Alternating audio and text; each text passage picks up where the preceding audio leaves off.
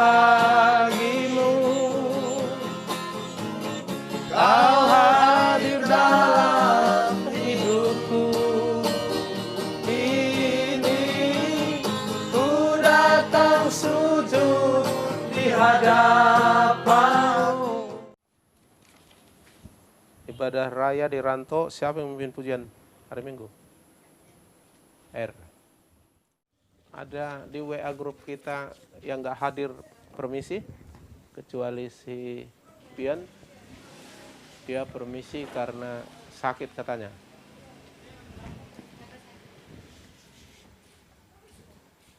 Alpian. Ada? Jadi sehubungan dengan itu, karena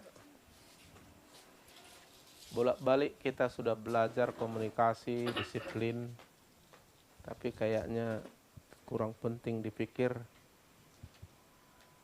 Jadi padahal kita udah belajar, hanya sayang waktu itu tidak saya rekam, bahwa komunikasi adalah salah satu alat terpenting dalam membangun hubungan. Lalu kita sudah belajar komunikasi yang bagus itu seperti apa. Karena membangun hubungan itu tidak mudah. Ya, kita harus meleburkan diri kepada kebenaran. Tidak bisa egois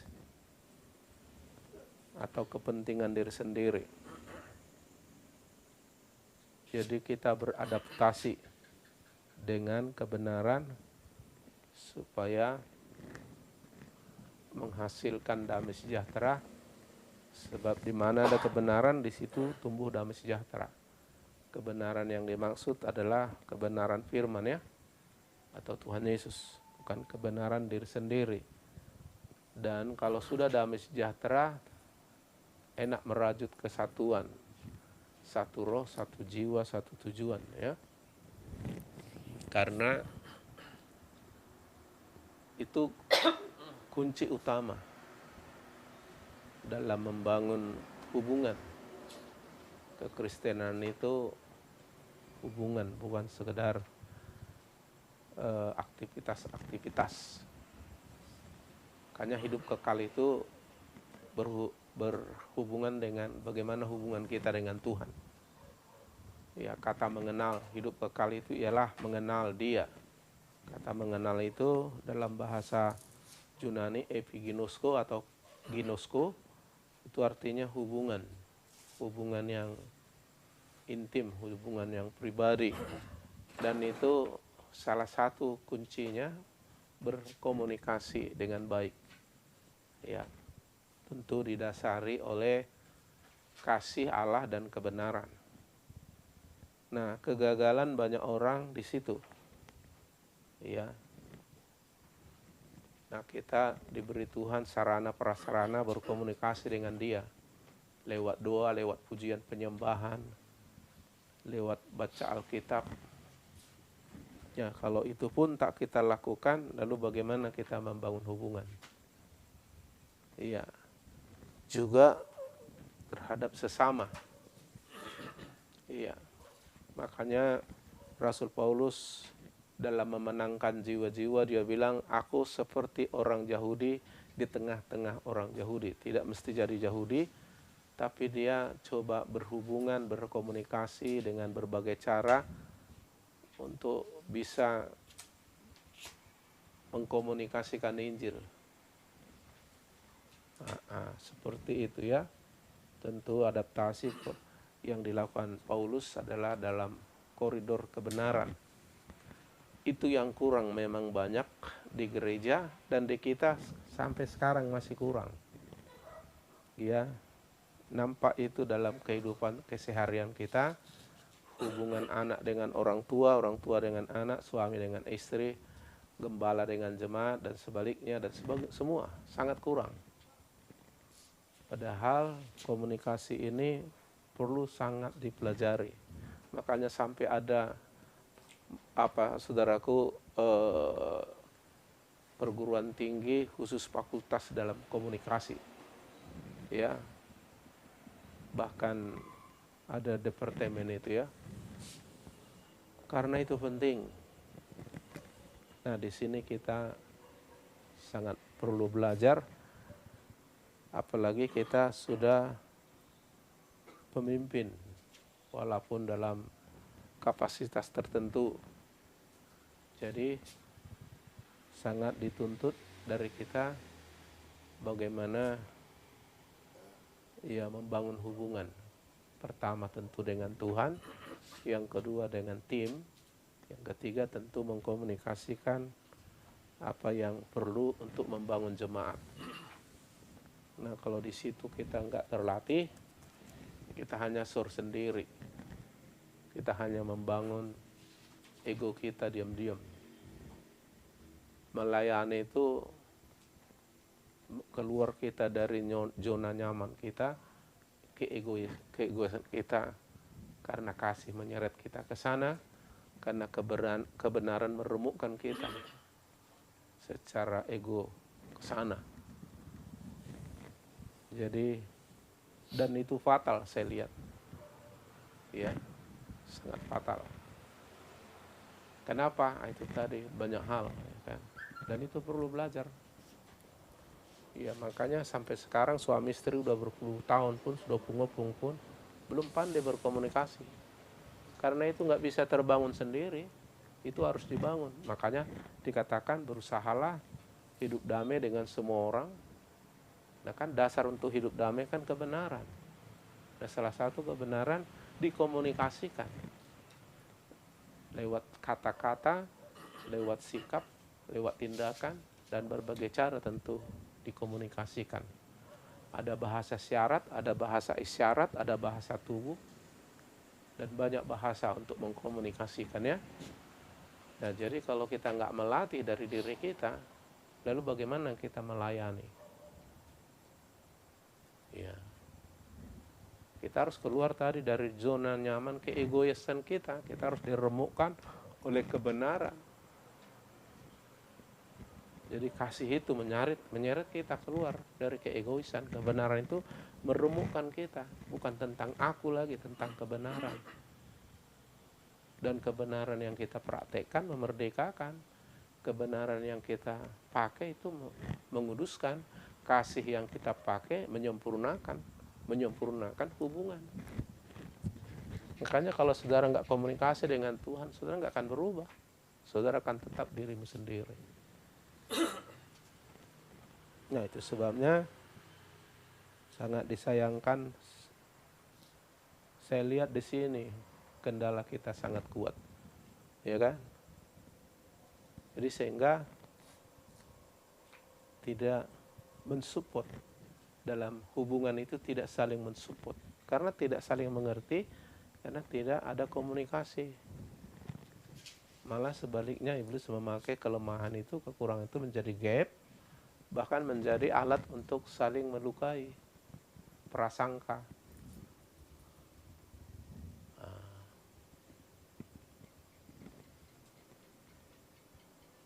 Padahal kita sudah ada grup, sedang saya buat itu tidak direspon gitu. Apalagi yang membuat itu mungkin bukan pimpinan, pasti sangat tidak diperhatikan tentu. Nah, ini yang kita perbaiki. Di WA Ibu nggak ada, mereka yang nggak hadir ada pemberitahuan. Si Wando, itu aja. Puji Tuhan, padahal si Wando tidak harus terlibat dalam pelayanan kita. Antara pelayan member. Jadi bagaimana itu? Om Siburian pun tak dikasih tahu. Si Pian ya sudah saya baca. Apa katanya? Jam berapa dia ketik itu? 5 menit yang lalu. Iya, puji Tuhan lah, masih ada komunikasi. Itu aja ya. Si Wendy, si Adriel tidak ada ya?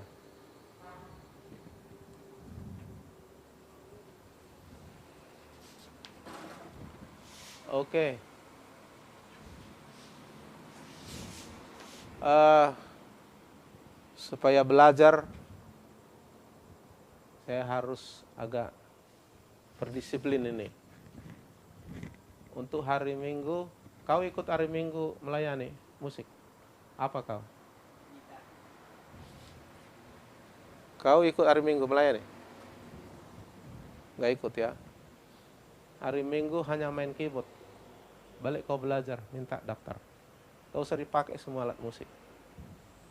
Ya, balik belajar main keyboard tunggal. Oke? Nanti pelajari, minta daftarnya dari dia dalam minggu ini.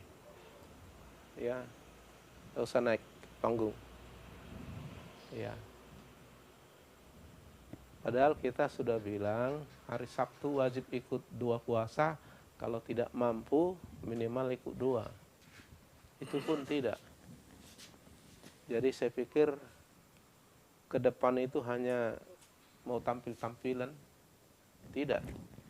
Ke depan kita itu mau menunjukkan Yesus. Mau mengkomunikasikan Yesus bagi orang lain, bukan mau tampil. Kalau mau tampil di kafe Gelas Batu sana, kamu pergi tampil. Kalau laku. Ya. Karena yang Tuhan minta, yang mau dan sungguh-sungguh, bukan yang sempurna. Kesempurnaan itu Tuhan kasih itu kalau kita belajar. Karena itu satu proses. Tapi kalau nggak mau, nggak sungguh-sungguh, Alkitab bilang yang suam-suam dimuntahkannya. Kata dimuntahkan jijik. Nah, nggak laku di dalam Tuhan seperti itu. Iya, nanti terganggu apa kita, hubungan kita. Apalagi Ibu yang sering saya perintahkan memperhatikan, jadi agak geram-geram juga Ibu. Ya kan? Ya, padahal sudah diajari. Mau datang, mau tak datang, mana bisa. Jadi kita ini anggap yang melayani Tuhan ini karena tidak tanda kutip bergaji secara kasat mata, kita sepilih. Padahal kalau saudara kerja di perusahaan manusia, saya pikir sangat bodoh kalau saudara berlaku seperti itu. Dan tidak akan berlaku seperti itu. Seenaknya gitu ya. Tapi dasar memang pengertian dan motivasi nggak benar, ya itu jadinya ke situ larinya. Padahal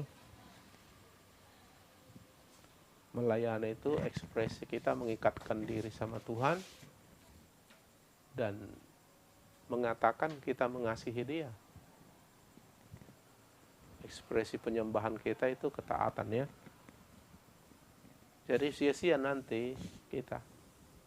Makanya jangan heran banyak orang yang mundur dari pelayanan bukan karena kurang mampu Tuhan. Kita yang tidak mau dipakai Tuhan. Jadi sementara Rantau Perapat kan barometer GPD pemulihan semuanya. Lalu orang-orang yang dekat saya itu orang-orang yang kayak ginian ya. Jadi sementara di sini apanya, posnya, kubunya. Nah itu sayangnya kan. Jadi bukan hanya mempermalukan saya sebagai pimpinan, tapi juga memang tidak memuliakan Tuhan begitu cara.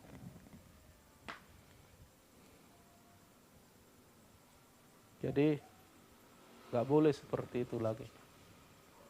Karena Tuhan mencari pemuji penyembah dalam roh kebenaran. Memang kita dituntut sempurna, tapi di dalam Yesus kita akan disempurnakan. Kalau kita sungguh-sungguh dan mau. Jadi kita bukan sedang menonjolkan diri kita, tapi kita sedang menyatakan siapa Kristus yang kita layani, siapa Kristus yang ada dalam diri kita. kita komunikasikan itu lewat hidup kita dan pelayanan kita. Ya, ada nyanyian kita bilang, dengan apakah dapat kubalas Tuhan selain puji dan sembahmu. Tentu memuji menyembahkan tidak hanya suara saja, banyak hal kita bisa buat. Dan akibatnya pelayanan kita berkenan dan jerih kita nggak sia-sia. Dan yang kedua, kita berhasil meninggikan Yesus, orang akan datang kepada Yesus. Alkitab bilang, bila aku ditinggikan di bumi, aku akan menarik semua orang datang kepadaku. Jadi bukan kepada saya, kepada Yesus. Makanya jangan kita merekayasa cara Tuhan dengan cara kita. Ya. Cara memenangkan jiwa, tinggikan Yesus. Karena Dia yang berkata, bila aku ditinggikan di bumi, aku akan menarik semua orang datang kepadaku. Banyak sekarang jemaat ke gereja datang bukan kepada Yesus. Kenapa bisa begitu? Memang mereka manusia ini egoisnya tinggi. Yang kedua, gereja atau anak-anak Tuhan menarik jiwa-jiwa dengan caranya sendiri. Lalu dia datang kepada orang yang menariknya, bukan kepada Yesus. Nah, kita harus buat orang datang kepada Yesus. Haleluya. Dan Yesus sendiri bilang, tidak ada seorang pun datang kepadaku kalau tidak Bapa yang menariknya. Makanya kita berdoa sama Bapa di surga. Tuhan, tariklah jiwa-jiwa. Bukalah pintu bagi mereka, Tuhan. Supaya mereka mendengar Injil, membuka hati, mau bertobat, diselamatkan. Mau datang dan diubahkan oleh Tuhan. Bukalah jalan. Dan Tuhan sudah berfirman, kalau kita minta, Dia akan kasih. Kalau kita tinggikan, Dia tarik semua orang.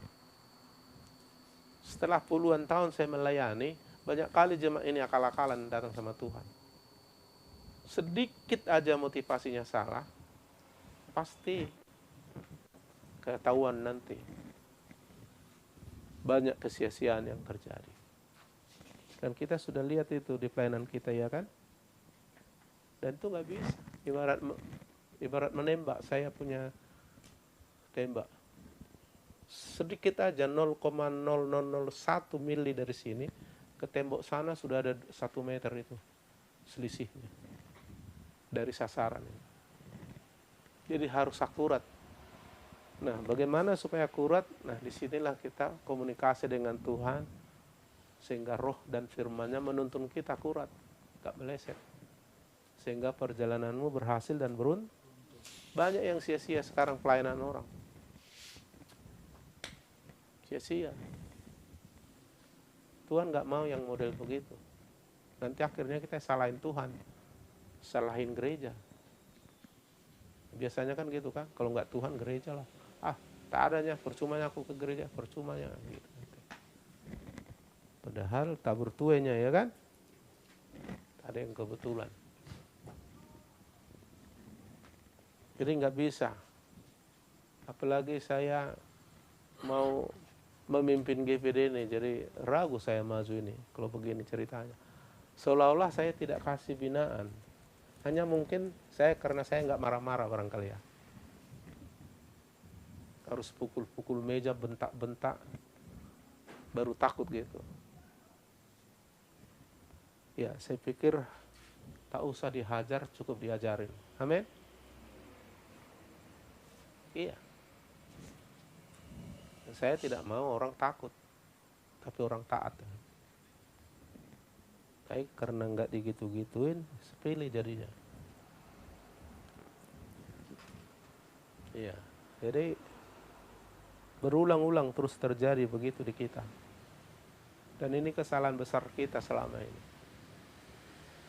Nggak terhubung karena komunikasi. Padahal melototnya terus dia lihat Facebook apa, tapi nggak ditanggapi apa yang penting. Nah, jadi kenapa? Ya, saya tarik kesimpulan pertemuan kita ini nggak penting. bagi saya ini yang paling penting. Karena apa? Karena tergantung kita kemajuan ini nanti. Dengan lemahnya saudara di lapangan dalam pelayanan, itu menghalangi jiwa-jiwa dimenangkan, menghalangi jiwa-jiwa maju. Karena kita ini tim. Dan gereja itu kan bukan sendiri. Itu satu tim itu.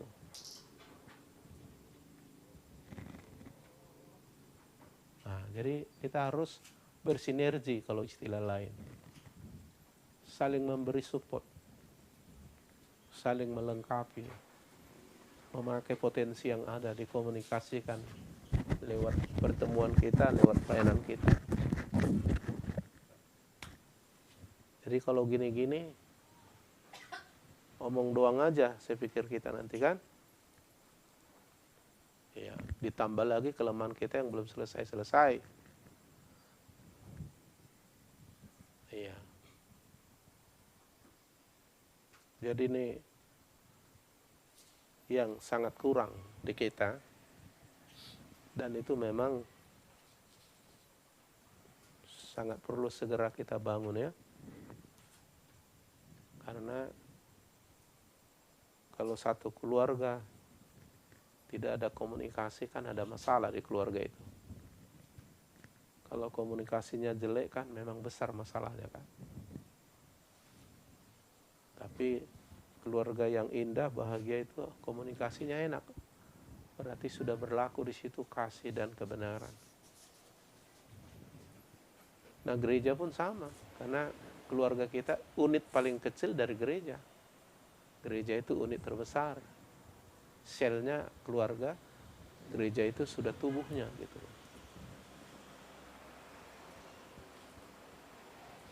Nah, kebenaran ini harus kita pakai.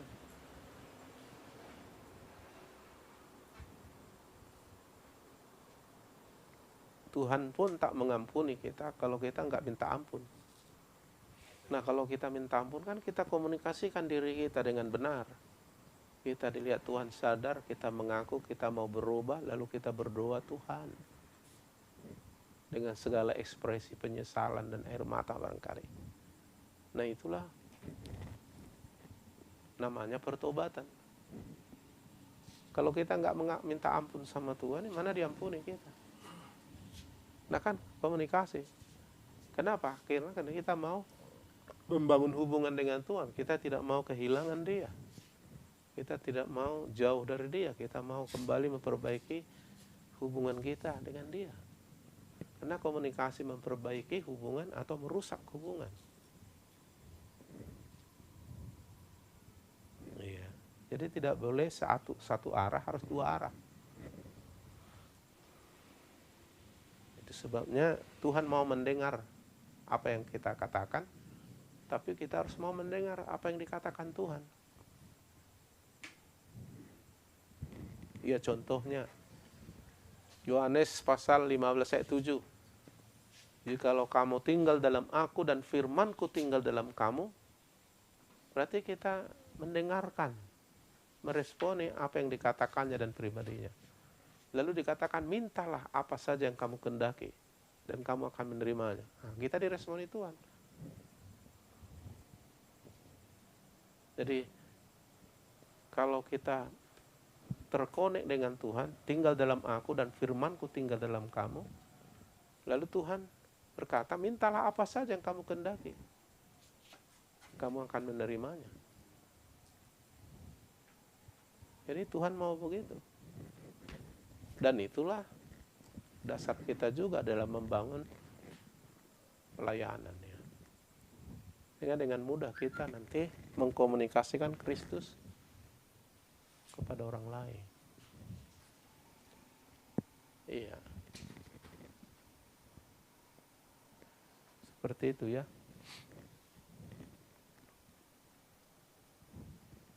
Iya.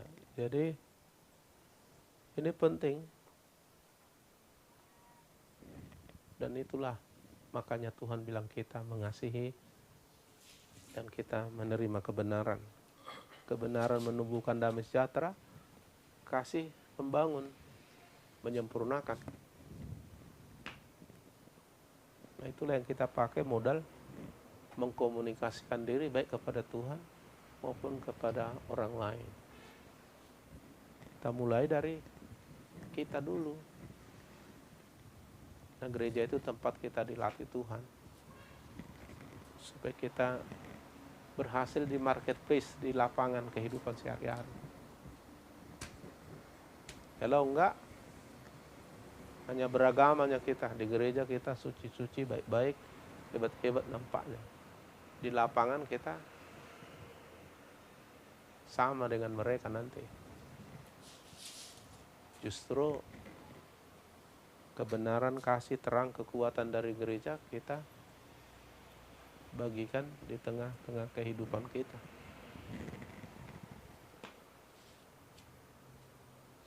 Nah, ini tolong diperbaiki.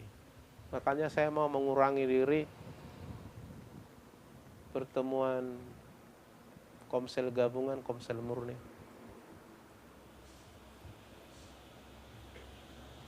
Karena dibilangin, disampaikan pun kebenaran nggak dilakukan, payah juga. Saya mau kamu-kamu yang sudah dimuridkan, yang saya andalkan ke sana nanti. Karena bagaimanapun, kalau saya sendiri bergerak, kamu tidak, sama dengan.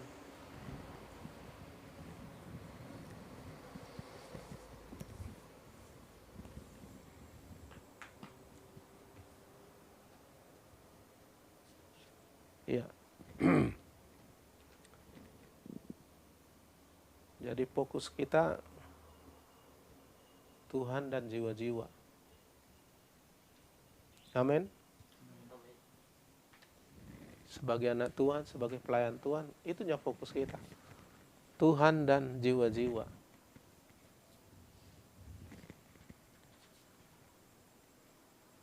Bagi Tuhan,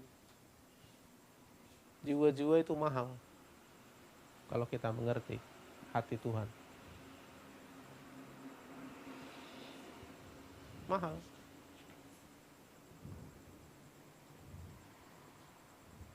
Dan untuk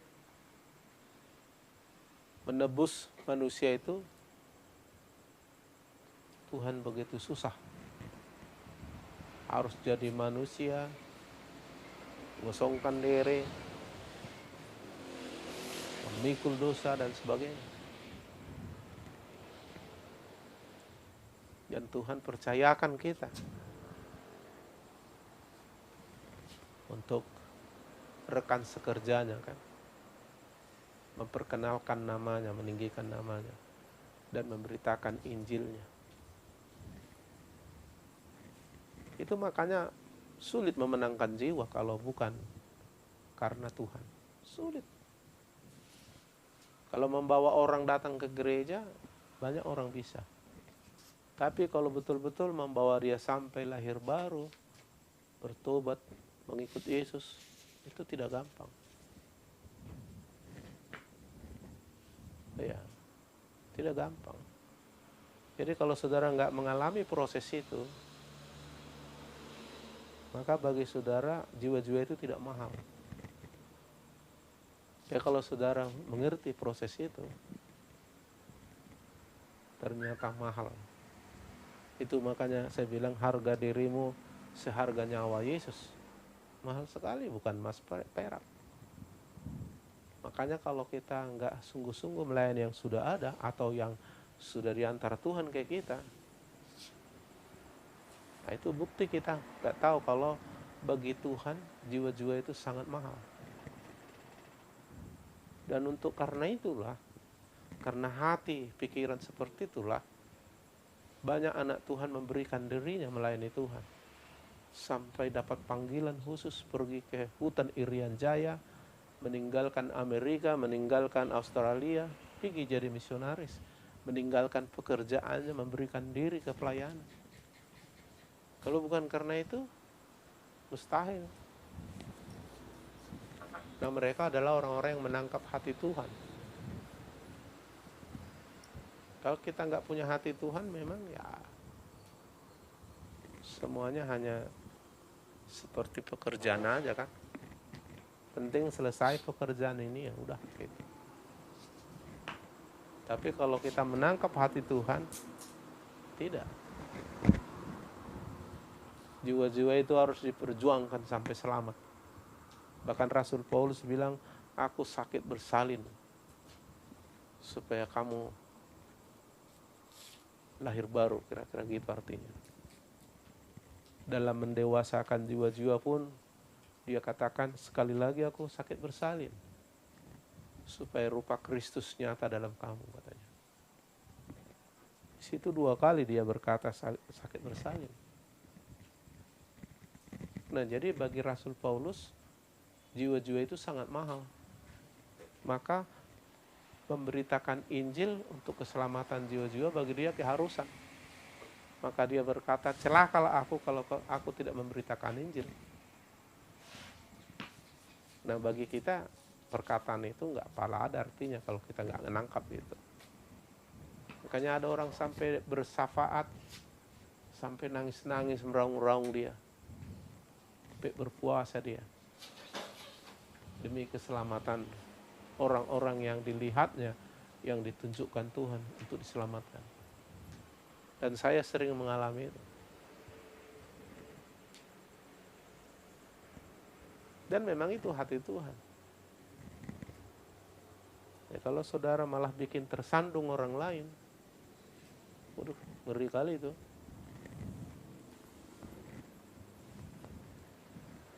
Iya.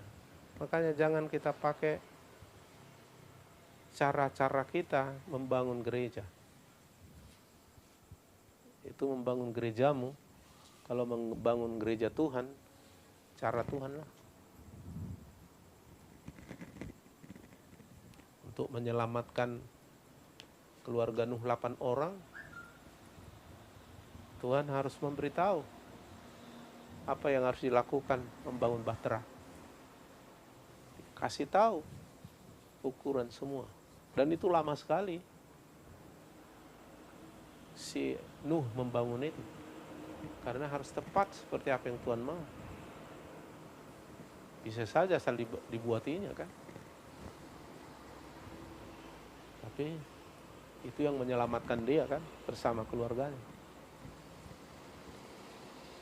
Jadi bisa enggak kita menangkap itu?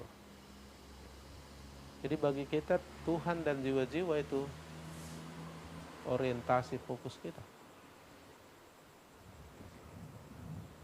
Iya. Itulah hati Tuhan yang kita tangkap. Kalau bukan itu, berarti yang lain. Dan itu meleset pasti. Ya, karena saya pun dulu berangkat dari situ. Ya, saya nggak pernah berpikir kalau jadi pendeta, jadi apa, nggak berpikir. Karena dulu kami diajari Tuhan melalui para pembimbing jiwa-jiwa. Lalu kami tahu kami nggak sanggup. Lalu kami harus datang kepada Tuhan. Berpuasa 2 semalaman, dimuridkan. Beribadah untuk diperlengkapi, membangun hubungan. Lalu hati kami menangkap, lalu kami pergi memberitakan Injil. Dan itu menjadi gaya hidup jadi. Gak ada yang lain. Gak ada saya terpikir tentang uang, tentang apa. Yang akhirnya setelah gembala sidang baru kita atur uang, rupanya ada uang. Kalau dulu saya gak kepikir ada uang. Nah, saya taunya melayani, ya udah. Mau dikasih tak dikasih gak ada masalah gitu saya awalnya. Ya, tapi kalau tidak memiliki hati Tuhan, pasti melenceng kita sedikit. Seolah-olah Tuhan itu bodoh. Kita udah melayani lalu kita dibiarkannya melarat gitu ya kan. Enggak lah. Dan saya sudah mengalaminya. Tidak juga. Jadi saya dulu melayani bukan karena sudah ada yang mensupport keuangan dan sebagainya, sudah ada. Enggak, dari nol semua. Dan Tuhan buktikan janjinya. Yang penting saya lakukan apa yang saya tangkap dari Tuhan.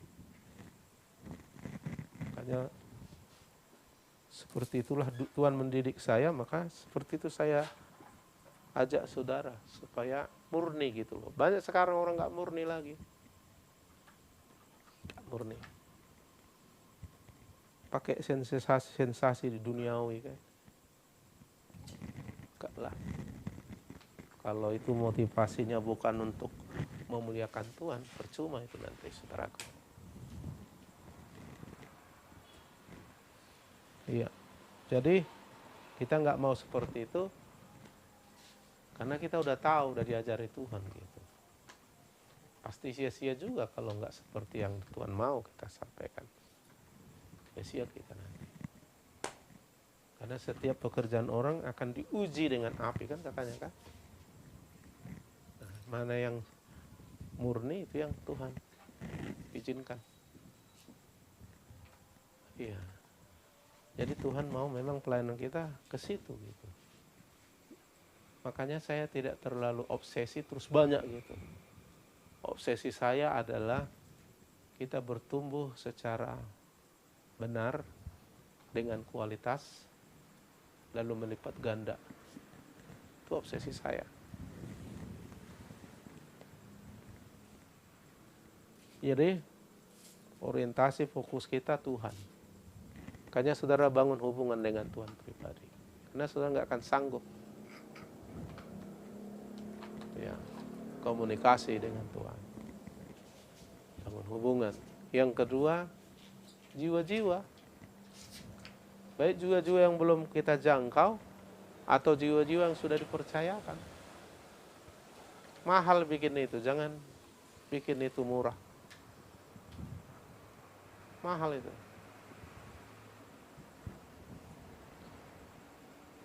Jadi makanya saudara harus mengkomunikasikan dirimu menjadi nilai tambah bagi saudara seimanu.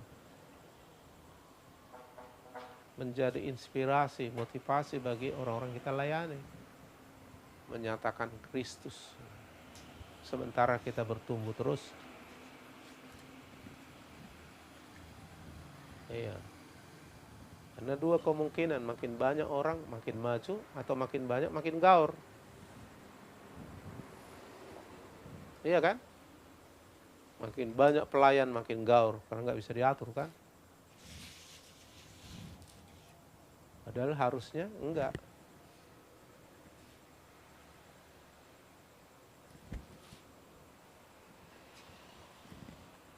Jadi harus bangun hubungan dengan Tuhan, dengan kita tim. Yang kedua, jiwa-jiwa itu mahal. Jiwa, kalau saudara enggak rindu akan jiwa-jiwa, enggak akan dikasih Tuhan itu. Percayalah saudara.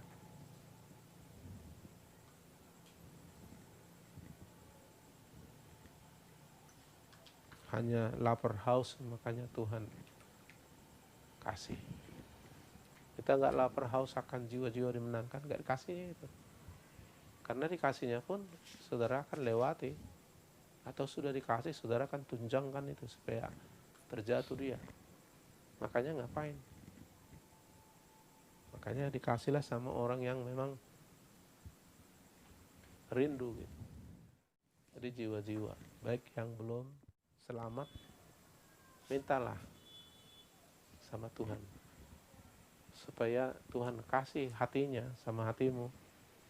Ada belas kasihan sama jiwa-jiwa. Kalau sudah ada belas kasihan hati Tuhan kamu tangkap, begitu ada jiwa-jiwa baru datang ke gereja, senangnya setengah apa? Senang kali, saudara udah berdoa, saudara udah mikir, saudara udah nanya Tuhan apa yang harus lakukan gitu. Tapi kalau enggak, minta dilayani pun kau akan lari bikin alasan, ya kan? Makanya saudara bilang, terganggu nanti saya. Kau bilang gitu. Gak akan mau saudara terganggu dengan jiwa-jiwa. Apalagi sampai berkorban. Oh janganlah, terganggu aja gak mau. Iya kan?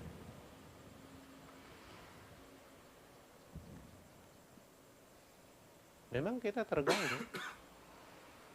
Tuhan pun terganggu menderita gara-gara menebus kita kan.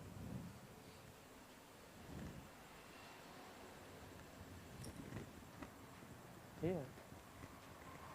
Mahal itu jiwa-jiwa. Makanya saudara nggak bisa tanpa hati Tuhan, tanpa komunikasi dengan Tuhan. Gimana caranya menangkan jiwa ini Tuhan? Aku rindu. Lalu saudara mendesak, datang sama Tuhan dengan kehausan. Makanya Tuhan bekerja. Karena dia tahu kau menarik jiwa bukan untuk dirimu, bukan untuk kepentinganmu, untuk kerajaannya. Nah nampak itu. Ya, kalau saudara nggak punya hati, di depan pun tolong aku dilayani, saudara akan menyingkir. Maaf ya, nantilah ya, aku lagi sibuk ini, saudara bilang. Karena nggak, apalagi sampai berkorban. Oh, janganlah.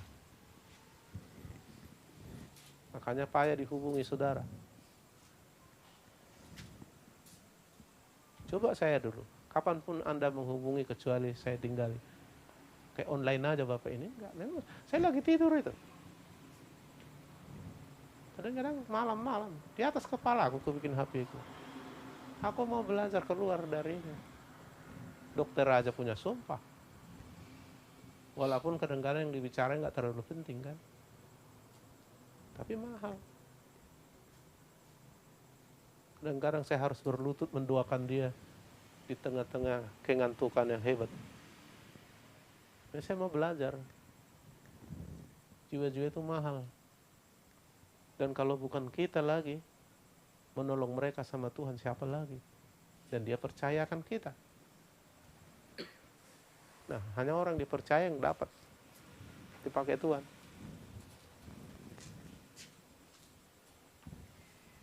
Jangan bilang terganggu kenyamanan saya, jangan bilang. Kecuali mereka tidak mau, lain cerita ya. Memang tidak perlu dipaksa. Tapi yang mau ini yang kita ceritakan. Nah, iya, sudah harus seperti orang lapar, haus terhadap jiwa-jiwa. Begitu ada kesempatan, malah kita minta supaya dibuka kesempatan. Doa kita adalah, Tuhan buka jalan supaya ku injili si anu itu. Banyak penghalang, yang banyak penghalang, iblis akan coba menghalangi banyak cara. Yang malas lah dia, yang gimana lah, yang dibutakanlah matanya. Tapi karena saudara gigih berseru-seru menangis, Tuhan bukakan jalan Tuhan. Supaya selamat dia Tuhan, tolong. Nah, jadi benih itu sudah ada di hati saudara. Nah, itu akan tumbuh dan akan terwujud menjadi kenyataan. Selalu menabur baru menuai. Kalau saya nggak pernah, 1-2 orang mulai saudara doakan, Tuhan buka jalan supaya dia mendengar Injil, supaya dia sadar Tuhan. Ketika aku sampaikan Tuhan, tolong aku beri hikmat, keberanian Tuhan, buka jalan. Jadi kita butuh jiwa-jiwa itu. Nah itu hati Tuhan itu. Kalau nggak sampai ke situ, kata Dr. Peter Wagner, ahli pertumbuhan gereja Amerika, 80% orang datang ke gereja hanya memuaskan kepentingan dirinya. Hati-hati. Saya tidak menuduh kamu seperti itu, tapi bisa kemungkinan seperti itu. Padahal Tuhan bilang dia tahu semua kebutuhan kita. Yang penting cari dahulu banyak kebenaran. Nanti dia tambahkan semua. Iya. Jadi kalau kita bikin grafik 5 tahun ini, nggak ada pertumbuhan rohani kita. Iya kan? Ya kayak di Padang Halaban ada yang dari Muslim didatangi Yesus, datang ke gereja kita. Nggak tahu gimana caranya jemaat Padang Halaban mengcover itu, mempertahankan itu, sementara suaminya masih Islam kan. Kalau tidur aja di sana para pelayan, apalagi jemaat ya kan. Dia kan belum kuat itu, perlu ditopang itu, perlu disupport itu. Kalau berkelahi pula pelayan di sana ya.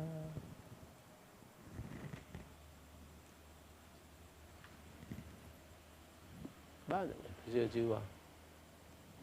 Makanya Tuhan Yesus bilang, pada zamannya aja dia bilang gini, ladang sudah menguning siap dituai, tapi pekerja sedikit. Maksudnya yang mengambil jiwa-jiwa ini gak bisa dilihatnya padi menguning ini, dan mereka gak mau menuai. Terbukti 500 orang melihat Yesus naik ke surga. Waktu mau dipersiapkan untuk menuai jiwa, 120 yang hadir kan, itu diperlengkapi kan, 380 pulang semua.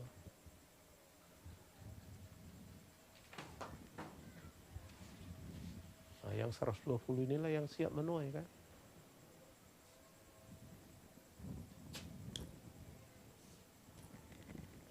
Jadi berdoalah supaya dikasih Tuhan hatinya itu, sehingga bukan tentang saya lagi, bukan tentang kita lagi, tentang Tuhan semuanya. Sehingga seperti kata Yohanes Pembaptis, biarlah aku makin kecil, Tuhan makin besar. Artinya Tuhan semakin nyata dalam hidup kita. Itu jauh lebih bagus. Kalau kita yang semakin besar, itu manusiawi kedagingan kita yang muncul. Paulus bersaksi, aku bermegah dengan apa yang dilakukan Kristus melalui aku. Dia melihat Tuhan melakukannya melalui dia. Itu yang penting. Bukan kita yang melakukannya, tapi Kristus melakukannya melalui kita.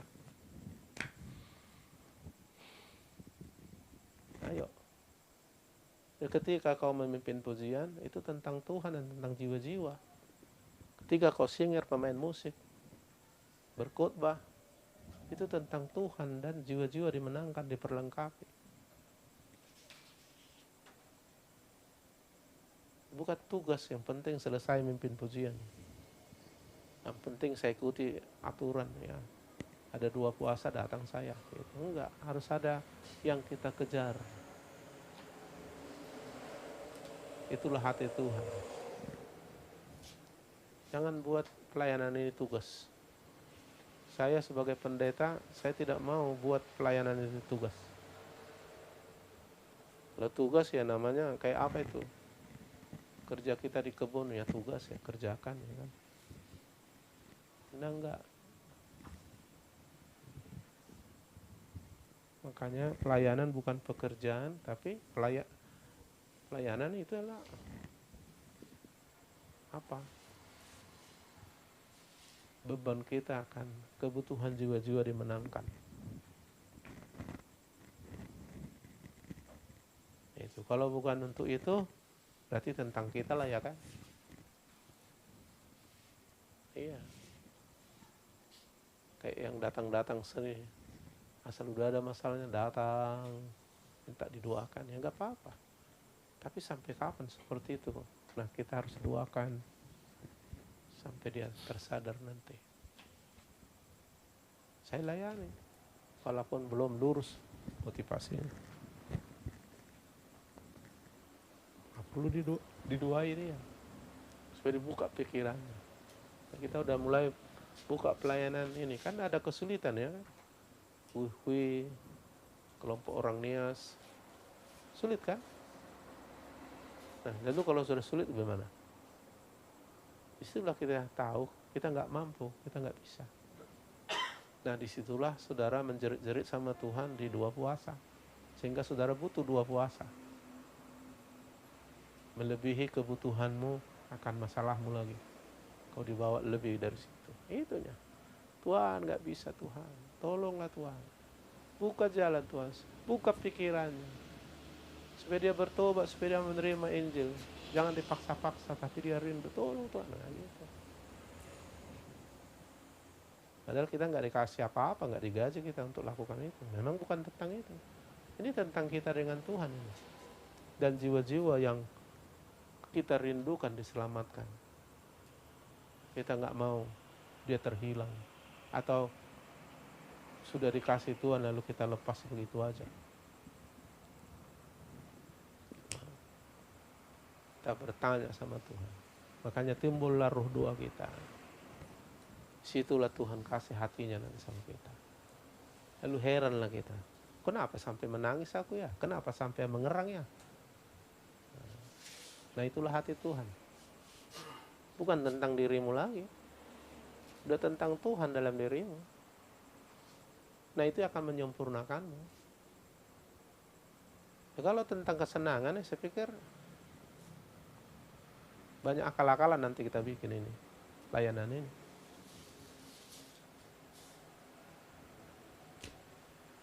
Nah saya mau kita kesini ya. Karena gereja yang Tuhan mau bangun ini luar biasa. Alam mau tak bisa menguasainya. Itu yang Tuhan mau. Nah tangkaplah itu. Nah hari ini komunikasi, bangun dengan Tuhan, bangun dengan jiwa-jiwa supaya kita boleh menyatakan Kristus melalui hidup kita. Karena yang penting Tuhan dan jiwa-jiwa. Yang lain Tuhan kasih itu. Untuk apa kita dipilih? Memang untuk ini. Coba lihat Yohanes 15.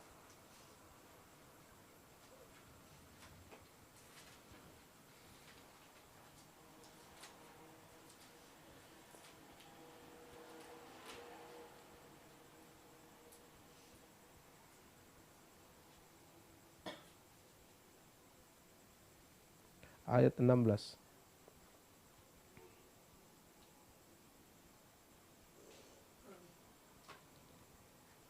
Bukan kamu yang memilih aku, kata Yesus, tetapi akulah memilih kamu. Luar biasa ya kita dipilih Tuhan ya. Yang model begini yang dipilih Tuhan kan.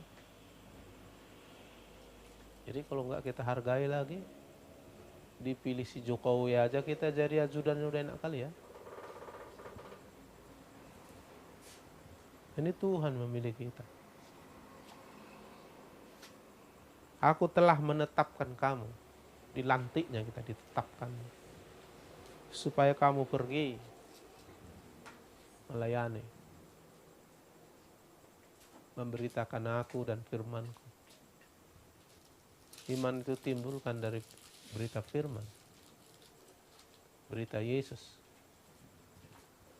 Pergi dan menghasilkan buah.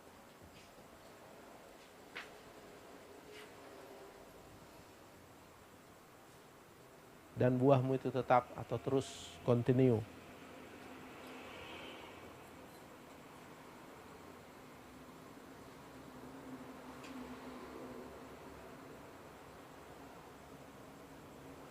Supaya apa yang kamu minta kepada Bapa dalam namaku, diberikannya kepadamu.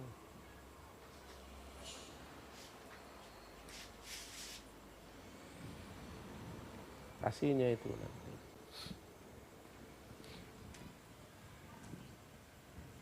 Jadi Tuhan pilih kita. Tuhan tetapkan kita. Untuk apa? Pergi. Nah, jiwa-jiwa ya.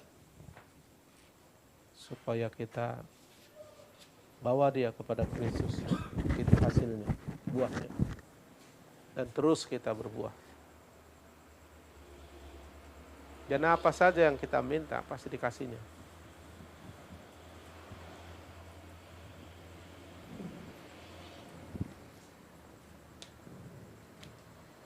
Artinya Tuhan terus memperlengkapi kita. Nah dia mau kita buahnya banyak bagi kerajaan Allah. Khotbah saya hari Minggu yang semalam dan dalam minggu-minggu ini tergantung kita sekarang. Kitalah yang mempresentasikan siapa Tuhan. Kitalah tubuh yang kelihatan. Tubuh Kristus yang kelihatan. Yesus secara fisik seperti 2000 tahun lalu nggak bisa lihat lagi. Tapi Yesus secara fisik nampak melalui kita. Makanya kita disebut tubuh Kristus. Jadi kalau bukan Kristus yang besar yang ditonjolkan, kapan orang mengenal Yesus? Injil atau orang percaya pada Yesus dan diselamatkan karena mereka mendengar Injil. Iman timbul dari mendengar firman. Jadi kita harus pergi. Tapi banyak penghalang, makanya kita berdoa. Karena ini pekerjaan melibatkan Allah. Kita nggak bisa. Maka sampai Yesus turun tangan mati di kayu salib untuk itu. Tapi sekarang dia masih terus terlibat. Makanya dia bilang, aku menyertai kamu sampai akhir zaman. Haleluya. Jadi ketika kamu berdiri melayani, baik musik apapun, bukan tentang dirimu lagi. Tentang Tuhan. Melalui kamu, Tuhan perlengkapi, Tuhan teguhkan. Tuhan bawa orang kepada Kristus yang kamu sembah, yang kamu layani. Makanya tonjolkan Tuhan, jangan dirimu. Itunya. Lalu kau berlatih, kau siapkan diri, naikkan skillmu hanya untuk dia. Bukan tentang hebatmu lagi, tapi bagaimana Tuhan bebas memakai saya dengan apapun yang aku punya. Ya kan? Supaya aku bisa jadi berkat. Melalui musikku, melalui suaraku, melalui penampilanku, banyak orang dikuatkan, banyak orang diteguhkan, banyak orang merasakan Kristus yang saya ekspresikan. Itu sebenarnya.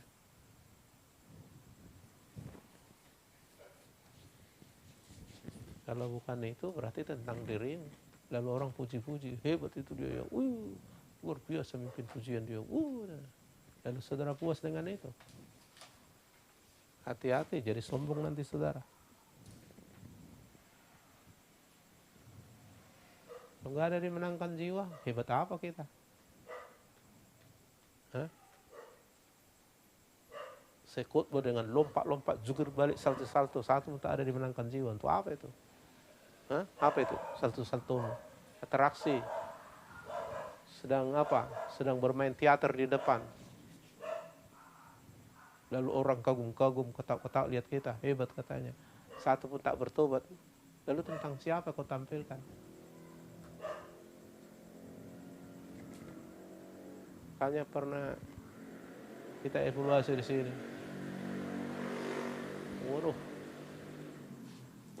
yang ditampilin dirinya sendiri sampai ada 2 orang mengkritik siaran langsung kita. Gak terlalu penting itu. Mau lompat-lompat saldo-saldo kau gak terlalu penting itu.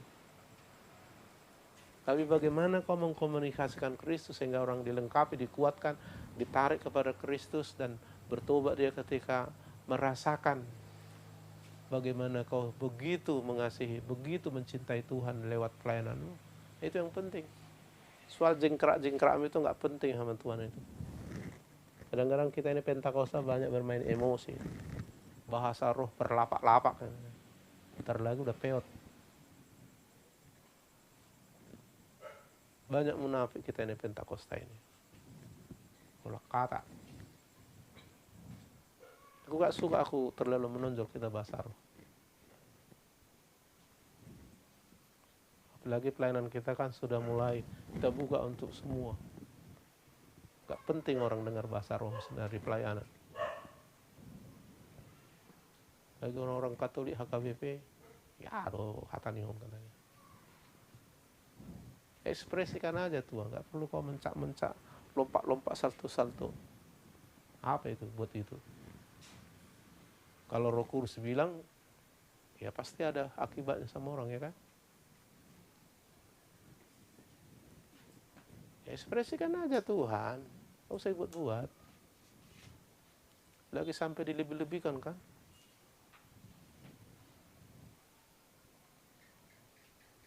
Kita hamba Tuhan ini mau dilebih-lebihkan kan? Luar biasa saudaraku. Wah, begitu kudoakan orang sembuh semua katanya. Padahal satu tak ada sembuh kan? Biar dibilang orang hebat dia kan? Ya memang kalau satu yang sembuh bilang aja satu, jangan dibilang semua. Kadang-kadang Tuhan kan tahu itu.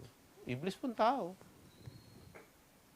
Jadi kau sedang menonjolkan apa? Sebilang orang hebat. Wow, hebat.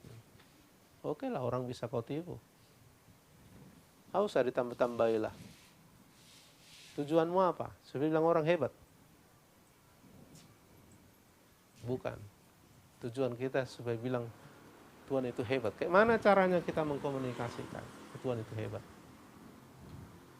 Aku senang kalau begitu siap saya khotbah KKR, banyak orang menyerahkan hidupnya sama Tuhan, menangis, menyerahkan diri. Aku senang itu situ. Dan saya bilang terima kasih Tuhan. Sama mula semua, kalaupun ada pujian, ke arahku, kau lah Tuhan. Karena aku tahu bukan aku, tapi Dia yang melakukannya. Nah perlu itu. Nah Tuhan mengasihi orang yang rendah hati. Jangan pala lebih-lebihi. Luar biasa saya berdoa. Lalu saya diberkatkan orang 50 juta. Ternyata ada 50 juta. Dibilang 50 juta kan. Tahu segitu-gitu kita. Karena udah banyak kulihat para gambar. Dibilang-bilangnya gitu kan. Kasih orang saya sepeda motor yang baru. Kata. Padahal di kreditnya kan. Misalnya kan. Apa ini bilang-bilang gitu. Memang orang sih. Wih hebat juga ya iman om itu ya katanya. Tahu salah. Haleluya. Ada lagi orang saudaraku, luar biasa saya ikut Tuhan ini. Wis, saya baru beli mobil baru lagi katanya. Nanti orang komunis dengar itu kayak mana? Hah? Mobil apa? Avanza. Saya baru beli Land Cruiser yang baru. Tuhan orang ini masih Avanza katanya. Nah kau salah menceritakan, komunikasikan Yesus. Kau komunikasikan Yesus yang mampu memberi kau Avanza. Orang komunis bilang aku tak menyembah Tuhan. Baru aku beli Land Cruiser harga 1,3 miliar kan. Apa Yesusmu itu? Miskin kali Yesusmu. Jadi komunikasikan Kristus kasihnya, kuasanya, kebenarannya. Haleluya. Silap-silap nanti tentang kita nanti. Hati-hati. Bisa orang kagum tentang kita. Wih Pak Malau hebat itu. Wih wow bisa. Mau buakan orang tumbang. Wih hebat dia. Hati-hati. Bisa orang. Gak apa-apa dia kagum memuliakan Tuhan dan memuji kita. Gak apa-apa. Tapi kita hati-hati. Apakah dia ke Kristus datang atau ke kita? Nah, itu perlu evaluasi. Iya kan?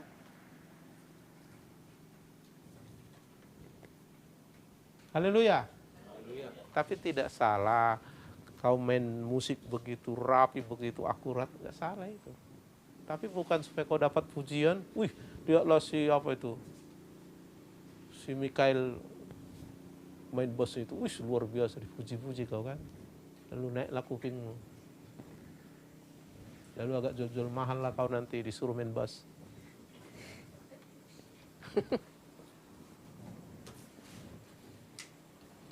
Nggak kepake kau kayak gitu nanti.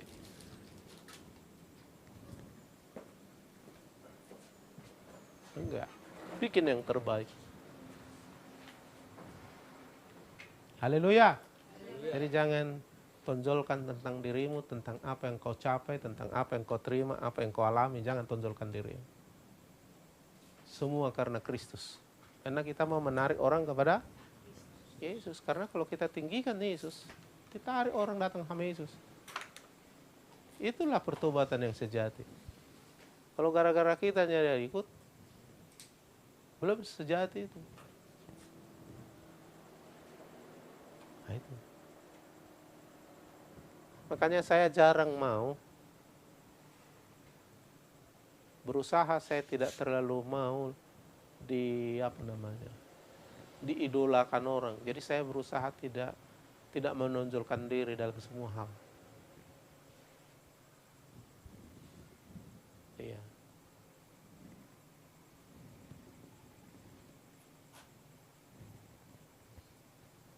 Karena apa?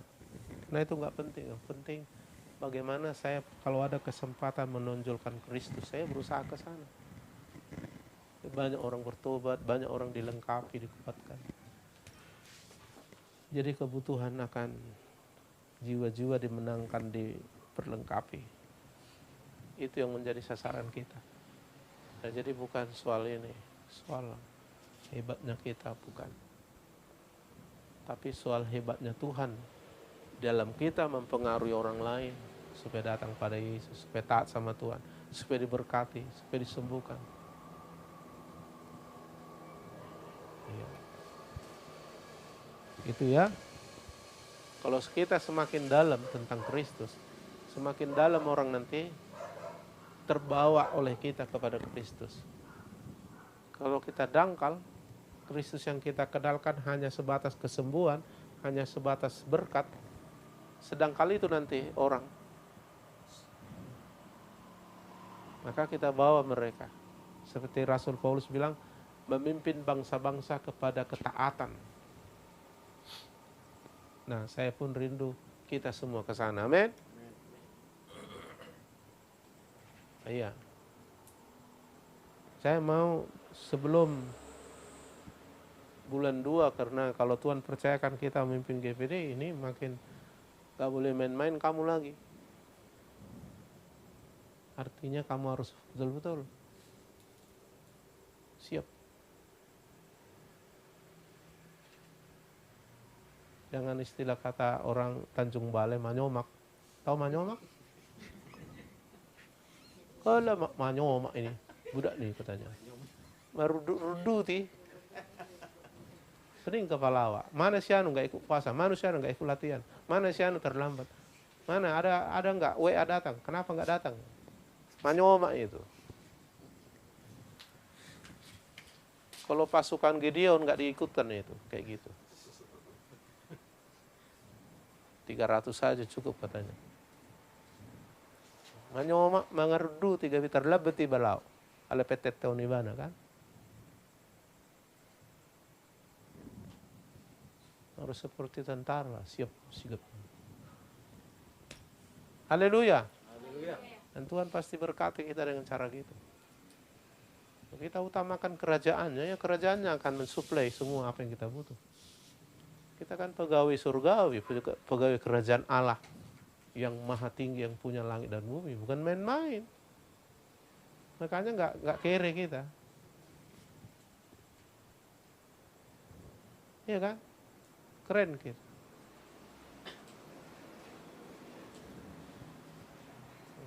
Cara berpikir sikapnya aja udah orang kerajaan kan. Ya, fasilitasnya pun fasilitas kerajaan lah. Nah gitu saudara. Jadi ketika kita diperlengkapi Tuhan, kita bisa melayani profesor. Nggak mesti profesor kita. Karena apa yang nggak dimiliki profesor, dan itu hanya diberikan kepada orang-orang yang dipercaya Tuhan, itu luar biasa itu. Apa yang kamu punya ini luar biasa itu. Kalau kamu menyadarinya. Iyalah. Lagi kita baru-baru ini dikasih Tuhan sama kita tenaga dan kuasa. Luar biasa itu. Ya kan? Hanya ngomong doang setan lari. Ngomong doang sakitnya sembuh. Luar biasa itu. Nah itu nggak dipunya dunia. Itu dipunyai oleh anak-anak Tuhan yang dipercayakan Tuhan. Jadi berikanlah dirimu dipercayai Tuhan. Dunia nggak punya itu. Nah seperti itu saudaraku.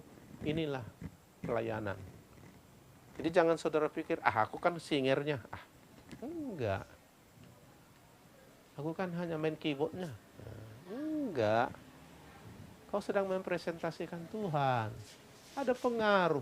Kalau kau betul-betul ada pengaruh. Hanya lihat wajahmu, orang udah tertarik kepada Kristus nanti. Iya. Hebat kali kok Tuhan ini ya. Langsung orang mendapat sinyal gitu. Ada pengaruh ilahi dari diri. Jangan dia bilang, ngapain lah di depan sana nih. Bereng jono mata nih ya. Omar nih. Bereng khutbah, bereng main belakang nih, main miam do gitu kan. Sandungan saudara, memang nggak ke situ kan. Nah, lihatlah. Kalau lagi online kita kan, nampak itu kan. Makanya seringkali ku hapus yang puji-pujian. Omar di belakang itu.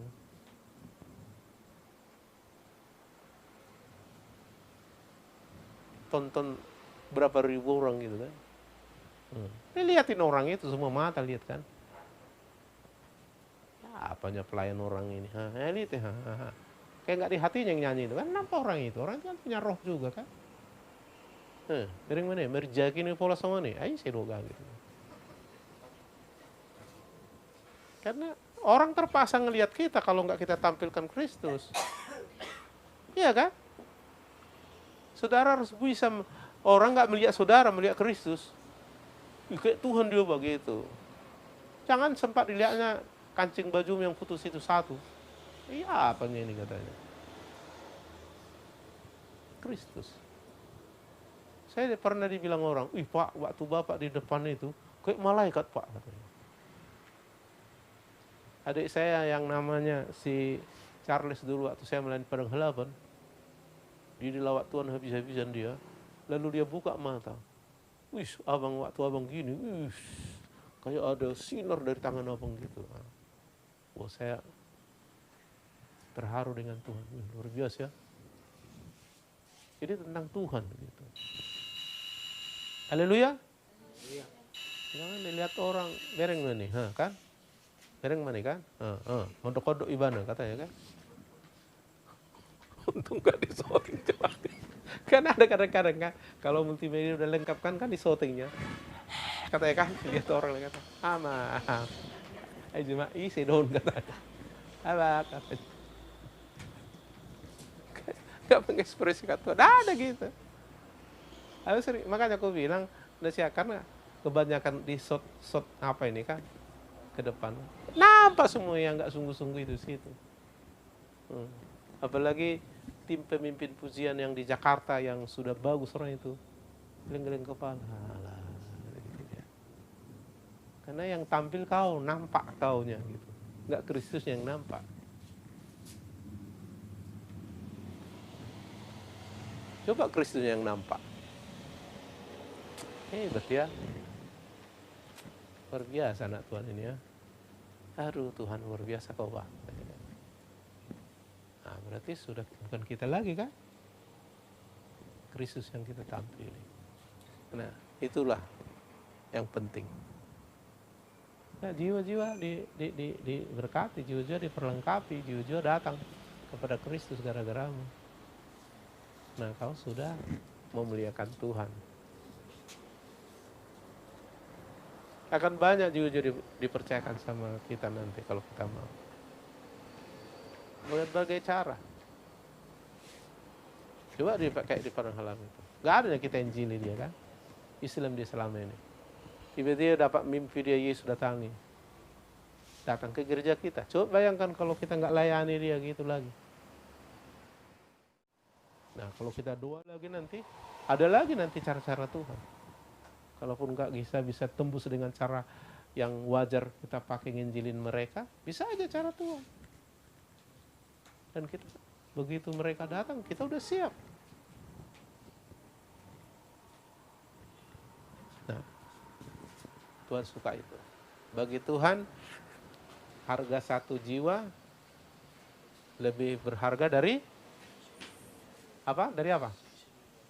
Dari seluruh kekayaan di dunia ini ya kan? Gara-gara ada jiwa diselamatkan, surga senang. Nyanyi kau belum tentu surga senang.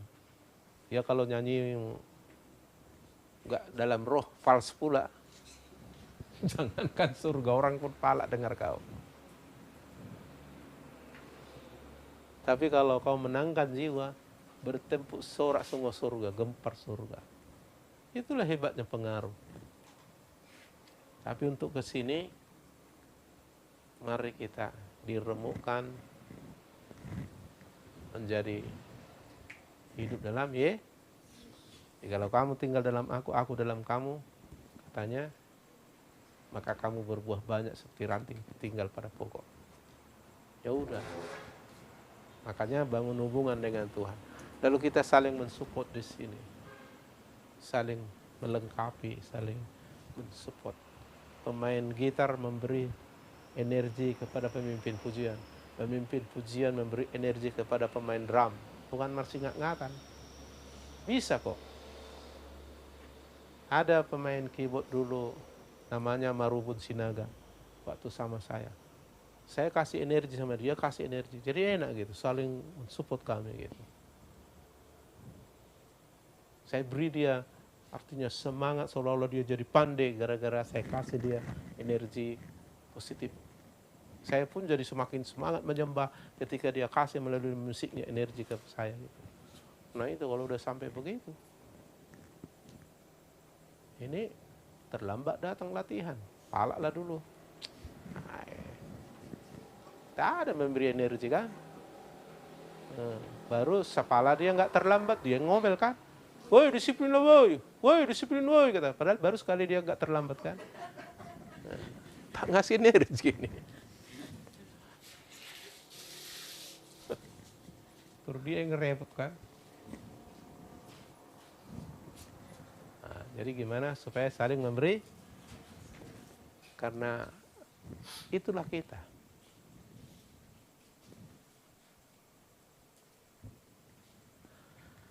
Haleluya. Tuhan mau kita jadi kepala kita kan, number one kan. Ngapain nomor 2 kalau bisa nomor 1 ya kan. Makanya aku mencalon jadi nomor 1. Ngapain nomor 2, nomor 1 kalau bisa kan. Kalau bisa. Yang kalau nggak bisa ya minimal lah tidak dibawa, tidak ekor kan. Haleluya. Tapi kita ingin yang terbaik kan. Amin. Bisa diterima? Saya harap ke depan seperti itu ya. Bagi yang khotbah, makan itu firman, baru kasih sama orang. Amin. Makani firman itu. Kunyah, telan, rasakan manisnya, sedapnya, dampaknya, baru kasih sama orang. Kalau enak kau makan, pasti enak kau sampaikan itu, ya kan? Bagaimana kita udah masaknya pun malas, gimana makannya? Kayaknya masakan orang malas biasanya nggak enak. Bayangkan ya, masak aja udah malas dia, boleh makannya kan?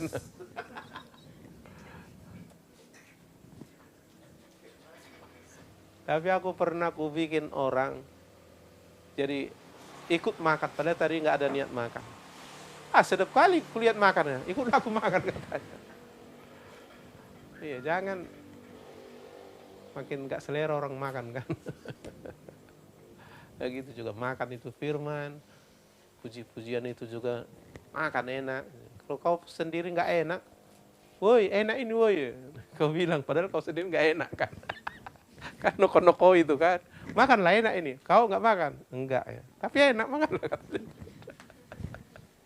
Kan noko-noko itu kan. Tapi kalau kita makan, enak yuk, wah enak, tak sedikit lah, bagilah kan dia. Gitunya, jadi nggak ada kalah-kalan ya kan. Baik juga kamu main musik, enak kamu rasakan, wih luar biasa Tuhan ini. Orang pun enak kan. Kalau kau sendiri udah malas di depan itu, ada tuh malas di depan itu kan, mukanya pasang terus gitu.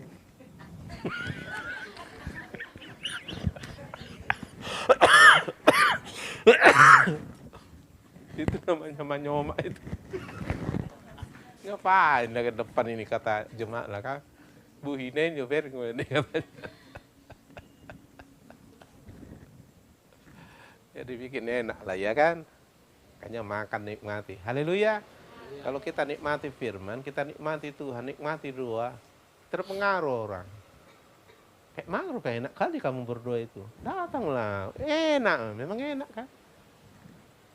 Jadi dirasakannya lah. Ya kau bilang, memang susah lah, ngeri kali berdoa ini. Aku aja setengah mampus aku berdoa ini. Aturannya ada niatnya 70% kan, jadi turun 20%. Iya juga ya, dia aja udah berat apalagi aku katanya. Saya berusaha menikmati. Haleluya.